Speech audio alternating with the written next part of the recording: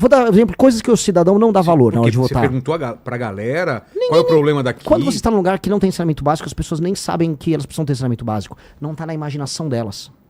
O valão de esgoto tá do lado da casa delas e ela tá tão acostumada com aquilo Acha que aquilo é a vida dela. A vida dela tem um valão de esgoto, faz parte.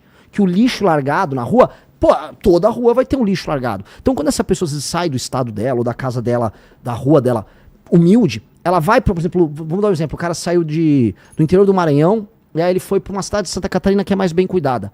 Ele nem compreende o que tá acontecendo ali. Porque aquilo tá fora do escopo de imaginação dele. Que é mais ou menos parecido quando a gente, que é de capital, vai pra outro país. Oh, exato. Fui pra China agora e você vê as ruas tão limpas, com tanta gente na rua, você fala, cara, como podia ser assim no Brasil? Exato. Então, as pessoas não imaginam. É um problema de imaginação. Outra coisa, eu falei, saneamento básico, ninguém dá valor. Só que eu sei esse problema. Eu rodei o Maranhão, e aí eu já tinha falado, Renan, aqui tem muito problema de saneamento, cuidado pra tomar um suco, que eles vão bater com a água da torneira, ela vai no fundo vindo do poço, que vai pegar um lençol freático, num lugar que não tem saneamento. Doença. Toda minha equipe pegou diarreia. Todo mundo. Tomando, às vezes, um suco, ou você pediu uma Coca-Cola, pediu um gelo. O gelo foi feito ali no... Aí você pegava. E a população, infelizmente, acaba se acostumando, porque a população foi tratada como bicho a vida inteira. A população não foi respeitada a vida inteira. Aí essa população migra para outros lugares. Aí você tem esses conflitos regionais. A galera vai de Goiás, tá me ouvindo, a galera de Santa Catarina, a galera do Paraná. Começa a receber migrantes de outros lugares. Os migrantes não estão adaptados ao modelo de vida deles. E dá briga. Dá briga. Porque eles vêm com um sistema cultural em que eles não foram tratados como cidadão. Então a gente tem que entender assim. O eleitor não dá bola para saneamento básico. O eleitor não dá bola para educação. Nenhuma. O eleitor não dá valor para educação. A educação não faz parte nem de longe da decisão de voto do eleitor. A educação não é considerada um valor intrínseco pelo eleitor. E deveria ser o principal. É lógico. Mas as pessoas não entendem, porque a maior parte das pessoas, lugares mais humildes, quando ela vive, ela entende assim, a escola já era ruim. A vida dela, ela passa pela escola, a vida dela não melhorou naquilo. Ela não entende que aquilo é uma mola propulsora.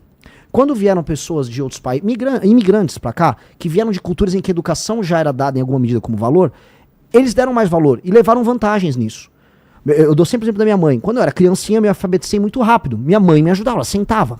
Minha mãe era uma mulher de classe média, jovem, meu pai trabalhava, ele era um cara de classe média, ambos tinham se formado, tinham estudado, e eu tive o privilégio de ter minha mãe me ajudando quando era criança.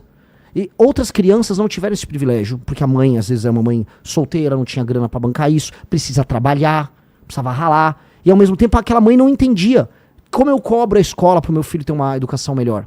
Muitas mães, quando falam em escola, ela fala merenda. Por quê? Porque ela quer saber se o filho dela tá comendo. Então, o ato dela de não dar valor não é que ela é uma pessoa ruim, é porque ela não tem o critério de avaliação na cabeça dela. Uma coisa que as pessoas sentem: saúde, a fila do SUS. Aí sim a pessoa sente, pô, preciso fazer um exame, demora muito tempo pra sair meu exame. Precisa ser às vezes em outra cidade, às vezes eu tô numa cidade pequena, preciso ir pra outra cidade, não tem transporte pra ir pra outra cidade. Demora pra fazer o exame, demora pra conseguir uma cirurgia. Que é o famoso problema de acesso que tem no SUS. Então na saúde o pessoal olha, transporte o pessoal também olha, porque é uma coisa que afeta ela, vou pro trabalho, ou o transporte tá caro, ou o transporte tá demorado, ou o transporte tá ruim. Mas no geral, nos lugares mais humildes, boa parte dos problemas não são avaliados como importantes. E aí o político entende. E o que o político faz? E essa é a lição que eu tive de Brasil. A maior lição que eu tive. O político, ele entende que ele pode cooptar aquela pessoa. Então, você tem uma família com 5 pessoas. Ele dá um emprego pra uma pessoa na tua família. Aí a tua família inteira é obrigada a votar nele e apoiar ele o tempo todo. Ele distribui uma telha, um saco de cimento. Ele fica mantendo você num sistema de favor, e nada disso envolve atividade econômica gerada no município, porque ele vive de repasse do famoso FPM, Fundo de Participação dos Municípios, que é um repasse que vem lá do governo federal. Esse repasse vem de dinheiro tirado de outros lugares. E esse político não tem nenhuma responsabilidade em aumentar a arrecadação, tampouco em melhorar a vida das pessoas. E é por isso que eu comecei a jogar luz sobre esse problema ao redor do Brasil, que eu falei, cara, todos os políticos do Centrão, os políticos mais corruptos, eles vêm desse modelo de engambelar o eleitor, de comprar o eleitor, de manter o eleitor ali como um servo, enquanto ele tira dinheiro de outros lugares do Brasil que estão ralando e pagando imposto altíssimo, e aí ele se mantém, fica rico no meio, e aí ele tem o ciclo eleitoral. Se esse cara tá no Nordeste, não no Norte, no Nordeste tem, por exemplo, vai acontecer agora o São João. Todo político do interior tem que fazer o maior São João possível. E o eleitor avalia ele se o São João for grande. No resto dos lugares, são os grandes shows. Por exemplo, festa da prefeitura. A prefeitura fez aniversário, aí você traz o Natanzinho, traz o Wesley Safadão, e traz vários desses cantores. E aí o público avalia, pô, meu prefeito é bom. Aí o Safadão chama o prefeito lá, o prefeito dança. Cara, isso não dá. Aí você tem, sei lá, mais de 2.000 cidades no Brasil que vivem disso. Pão e circo. É um pão e circo com muita pobreza, IDH baixíssimo e baixa atividade econômica.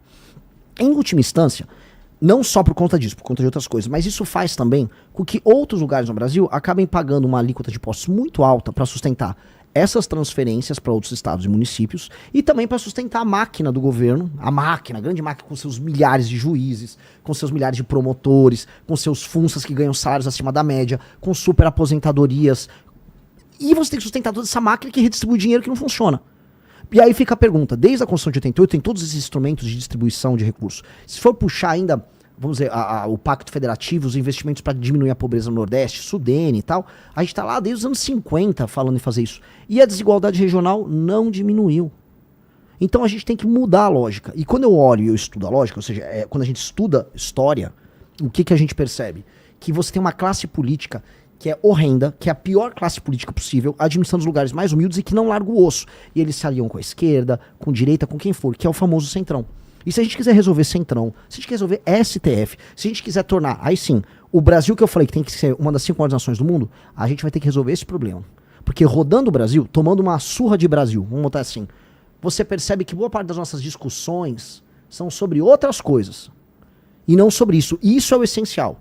Isso é o verdadeiro tema de Brasil. Eu mesmo, cara, como liderança de movimento, eu achava que, pô, tem outro tema aqui. Cara, tem temas bem mais importantes. E esse é mais importante. Esse eu percebi. Este é o maior problema do Brasil. E se a gente resolve esse problema, por extensão, a gente começa a resolver o grande problema brasileiro. Porque do jeito que tá, o mundo não vai ter clemência com o Brasil. O Brasil, como você disse, tem terras raras, tem recursos hídricos, tá posicionado estrategicamente. O continente, o Sul, a América do Sul, assim como o tal do Sul global, vai ser cada vez mais importante nas próximas décadas. A China, por exemplo, quer fazer uma ferrovia ligando Ilhéus até Xangai, no Peru, que é a ferrovia bioceânica. Porque aí eles dão um bypass ali no canal do Panamá. Você cruza o oceano. E os Estados Unidos não quer. A gente quer. Pra gente é bom. Mas é bom se com a China fazendo a ferrovia? Não sei, eu quero a gente fazer a ferrovia. Então, o mundo tá olhando pra gente e a gente tá fraquinho aqui. Metade do Brasil discutindo se quer uma picanha do Lula, se quer um Vale Gás, o outro se quer soltar o Bolsonaro. É essa a discussão? É essa a discussão de Brasil? Não é. Se a gente quiser ser um país de primeiro mundo, não é. E o lance que a gente tem que desafiar e acordar as pessoas é o que a gente precisa fazer para nos próximos 30 anos a gente se tornar uma dessas 5 nações. Todas essas outras discussões são discussões contingentes, que elas afetam essa, mas elas são menores. Todas, incluindo a STF. Essa é a grande discussão. Como quebrar essa barreira para tornar o Brasil um dos 5 maiores países do mundo. Só deve ser essa a nossa discussão. Todo o resto é besteira. Mas a discussão sobre segurança pública não, né? Não, ela é importante demais.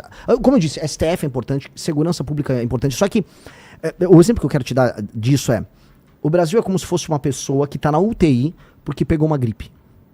Tem cura a gripe. Mas se você não cuida, uma hora você vai parar no UTI, dependendo do caso. E nós estamos nessa. A gente tá com uma doença. Resolver a questão de segurança pública no Brasil não é tão difícil. É que a gente se esforça em deixar o crime organizado trabalhar. A gente se esforça em ter uma das piores leis em termos de combate a facções, leis de execução penal, progressão, saidinha. A gente se esforça. Há um esforço. Há um esforço, vamos dizer, civilizacional de anos em tornar o Brasil um país ruim no enfrentamento ao crime. Mas é porque eles estão já dentro do sistema? Ou é uma visão que foi colocada na população? Não, é uma visão de Brasil. O Brasil ficou com muita culpa do período da ditadura militar, regime militar, chame o que quiser. O Brasil ficou com muita culpa. E essa culpa, por conta de violações de direitos humanos, fez com que a ideia de você avançar uma legislação penal dura para enfrentamento ao crime fosse sido colocado como uma coisa, não, estamos imaginando que estamos nos porões do DOPS. E aí o universo do direito no Brasil, as faculdades de direito e tal, começaram a produzir ideias que iam no sentido contrário, a ideia de abolicionismo penal. Aí ONGs ficaram hiperpoderosas, ONGs que recebem dinheiro da gringa, muita ONG recebe dinheiro americano. Inclusive, para ser claro, então pegaram lá nos Estados Unidos, né, todo o dinheiro que saía Preciso até lembrar que o departamento que eles tinham, que é o SAD, que ia para ONGs, fundações nos Estados Unidos, e esse dinheiro era direcionado para ONGs brasileiras. E não só para financiamento de guerra racial, conflitos raciais, ONGs de direitos humanos que defendem direito penal mínimo. Então, isso tudo aconteceu. Por que é interessante, você acha? São várias razões. Eu acho que você enfraquece. Quando você faz com que um país invista em não se proteger do próprio crime, você está enfraquecendo esse outro país. E você divulga ideias das mais diversas. Aqui foi laboratório de guerra racial, aqui foi laboratório de todo tipo de ideia ruim. A guerra cultural que acontece no Brasil, ela foi patrocinada por dinheiro essencialmente americano. E, pelo amor de Deus, eu não sou anti-americano, eu não sou teórico de conspiração, eu só tô falando com números. Se você for pegar, tem um site que chama, acho que é Fundação Monte Castelo. Ele vai pegar ali o dinheiro do George Soros, que é um maior investidor nisso, fundação por fundação, dinheiro que vem pro Brasil. Isso é nítido. Essas ONGs defendem políticas de desencarceramento, dizem que se você tiver uma política mais dura para aumento de pena, você está sendo racista. E aí você formula todas as grandes políticas públicas de segurança no Brasil baseadas nisso. E aí, cara, acontece o que aconteceu. Você, até 10 anos atrás, se você falasse, eu vou aumentar a pena para bandido, fascista. Mas é engraçado porque tanto a China quanto os Estados Unidos são muito duros com crime. Pois é, mas... E o pessoal defende a China, e o pessoal defende os Estados Unidos. E os dois têm que falar que se não for duro com o crime... Cara, a gente já tá numa situação muito complicada, né? Sim, mas, Vilela, você vai pegar, nos Estados Unidos, as leis penais, na maior parte dos casos, são feitas pelos estados, tá? Então você tem estados que absorveram essa visão de mundo e tiveram resultados desastrosos. A Califórnia teve resultados desastrosos. Você tem vários lugares, em Chicago, você tem crime... Não dá pra acontecer isso aqui, né? Nos Estados Unidos dá pra cada estado... Exato, e aconteceu isso lá também. Você teve leis penais mais brandas passando e aumento de crime acontecendo. Na China não, é um estado centralizado e essas ONGs nem... Se essa ONG botar o pé pra fazer por na China, vai todo mundo preso. A China tem lei e ordem. Agora não só a China, outros países na Ásia. Se eu for falar em Singapura, que é um exemplo que todo mundo tem que estudar. A gente tem que falar, porque o Lee Kuan, que foi o grande líder ali de Singapura, viu o país ser humilhado por japoneses, viu o país ser devastado no final da Segunda Guerra Mundial. Ele lidera a criação da Singapura que a gente conhece, que era um país de pescadores, com multiétnico, com pessoas brigando, muito pobre, favelizado, e aí em algumas décadas ele transforma naquilo que é talvez uma das 5 nações mais impactantes do mundo, com assim, uma economia altamente pujante, população rica, trabalho abundante, pagando muito bem pra todo mundo, nenhuma sujeirinha na rua, habitação pra todo mundo, e ele tem uma agenda muito forte de lei e ordem, que acho que é uma coisa que a gente vai comentar muito aqui. Sim. Esse cara, eu tô terminando de ler a biografia dele, esse cara é um exemplo, todo mundo tinha que ler a história do Lee Kuan nas escolas de administração pública no Brasil. É um exemplo, esse cara conseguiu impor lei e ordem. Então, mesmo num país que não é comunista, pra dar um exemplo, eles estão no lado contrário, tem lei e ordem. O Japão tem lei e ordem, Coreia tem lei e ordem, Vietnã tem lei e ordem. A Ásia, inclusive, é muito forte nessa questão da lei e ordem. Isso passa desde países que são comunistas como a China até os que não são. A ideia de ordem, a ideia de respeito ao espaço público, ao respeito ao espaço privado, que é uma coisa que a gente precisa comentar, essa é uma ideia muito poderosa que a gente não leva a sério aqui. Então a gente tem que ter um choque de ordem. E esse choque de ordem tem que acontecer em absolutamente tudo. Então, amarrando essa questão da segurança, as nações que não ouviram essas ONGs, elas têm, vamos dizer, um impacto da lei e ordem muito maior. El Salvador é um exemplo. Eu ia falar Podem disso, falar o que quiser do Bukele. O Bukele está apresentando, vamos dizer, aprovação de 80% a 90%, mesmo depois de ter sido reeleito agora. E o que ele fez? Lei e ordem. E ele pegou essas ONGs e mandou pastar. O ONG de direitos humanos, vaza daqui. Porque ele está garantindo os direitos humanos. Eu vou ser presidente da República. A função primordial do Estado é garantir a segurança física, a integridade física dos habitantes daquele país. Essa é a função primordial. Se você não garantir isso, você não tem Estado. Ah, não, a função do Estado é garantir que as pessoas sejam felizes. Ah, é garantir que a Não, cara, a primeira função primordial do Estado é garantir a integridade do território, que ele não seja invadido pelos outros e que as pessoas não se matem. Que a pessoa delegue para o Estado, para um ente mais forte, maior, a capacidade dela de se defender, sabendo que o Estado vai punir alguém que a ofenda no sentido físico, vamos colocar aí, que invada a propriedade dele. Então, a ideia de Estado passa pela ideia de proteção à integridade física das pessoas. Se ele não garante a segurança das pessoas, o Estado não existe. E aí entra a coisa, a gente tem um Estado no Brasil, a gente tem um meio Estado. Dizem aí 23% a 25% dos brasileiros vivem sob o comando do crime organizado. E aí não é um Estado, é um Estado relativo. E esse estado relativo é um estado que precisa ser alterado, você precisa de um choque de lei e ordem. Por isso, quando eu falo de destruir o crime organizado, prender ou matou, direito penal do inimigo, eu tô falando na prática de restituir o Estado das suas funções originais. Fazer assim, ó, eu sou brasileiro, eu vivo num lugar que se você pegou uma arma e resolveu tomar um bairro pra você, tava em Paraisópolis, tá tomado pelo PCC igualzinho, e aqui perto, Vilela, acho que 2 quilômetros daqui, e é igualzinho Comando Vermelho, em São Paulo, 2 quilômetros daqui. Um cara que sinta vontade pra pegar uma arma e fazer isso, ele tá avisando o Estado não existe. Tanto que lá quem manda são eles. Se você tem um negócio, quem manda são eles. E eles precisam ser destruídos. Não existe muito diálogo. O que eu vou dialogar? Vou mandar um embaixador falar com o cara do PCC? Ou posso entrar aí com o serviço público? Não, cara, eu tenho que eliminar eles. Ou prender, de prisão perpétua pra esses caras. Ou eles vão ser alvo de uma operação. Se eles resistirem, eles vão morrer. Não tem muito meio termo. Que é isso que qualquer país sério faria. Eu dou um exemplo. Alguém nos Estados Unidos imaginaria que, sei lá, Nova York foi tomada por uma facção criminosa? O Brooklyn, vamos dizer, do lado de Nova York, foi tomado. Isso é inimaginável. Inimaginável. Alguém imagina que, sei lá, Xangai foi tomada? Na China? Não, nenhuma nação séria. Agora a gente é obrigado a deixar, a gente tem que discutir se o cara da facção é um poeta, se há uma cultura oriunda do crime. Isso é papo de louco. Aí, cara, a Rede Globo tem culpa. A boa parte da cultura brasileira tem culpa. Ficou vendendo isso. Eu fui gravar hoje em Paraisópolis, aí me avisaram, sabia que teve uma novela em que a Bruna Marquezine namorava o dono da Boca? Ô, louco. E teve uma novela em que as pessoas naturalizavam que ela namorava, acho que era o Caio Castro, alguém até me corrige. O Caio Castro era o dono da Boca, era o dono da Boca bonitão. E ela namorava ele, humanizando um cara que, em última instância, acaba com a vida das pessoas ali. As pessoas vivem um regime de servidão. E a Globo naturalizou. Xuxa botando MC Malboro, e aí a cultura de MC na Globo quando eu era criança, em 92, 93. Foi naturalizando aos poucos. Naturalizando, não, a gente é normal, não, isso aqui é... Não, cara, a gente não pode aceitar isso. Se a gente quiser ser sério, vamos voltar pra questão das 5 maiores nações do mundo. Uma das 5 maiores nações do mundo não é favelizada nem é tomada pelo crime. Então a gente tem que ter as propostas pra fazer isso acontecer. Falei demais, Vilela, não sei. Não, se não falar, não tem programa. Em relação à segurança ainda, esse prendeu, matou, me explica isso. Prendeu, matou foi vamos dizer, quase um grito. Porque eu tenho medo disso. O cara foi preso e morre? Não. Ah, tá. Não. Então explica nada disso. Porque foi o seguinte, eu tava numa... Não que alguns não mereçam, né? Foi pego agora um... eu sei, mas vou te dar um exemplo aqui. Eu tava numa live, lembra que morreu ali no Parque do Povo, aqui em São Paulo, um ciclista? Sim. Ele entregou o celular pra um bandido. Depois ele entregar, o cara, sangue frio, acho que eu vou matar aquele cara. Pum, pum, pum. E aí eu não tava a par do caso, me mostraram isso ao vivo na live. Eu falei, cara, o que eu vou fazer? Prender um ator.